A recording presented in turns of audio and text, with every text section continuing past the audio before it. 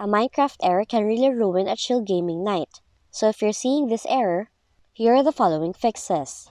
Now before anything else, you can do some preliminary checks like closing the error window, restarting the Minecraft launcher, temporarily disabling VPN, and bringing back any changes you modified in the game files.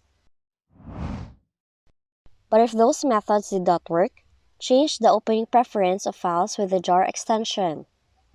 Do that by going to this location, select Minecraft, right-click any file with the jar extension, select Open With, and select the Java or JDK to open such file extensions. Additionally, whitelist the Minecraft launcher in Microsoft Defender's firewall. In order for you to do that, go to Settings, click Privacy and Security, click Windows Security, go to Firewall and Protection, click on Allow an application through the firewall,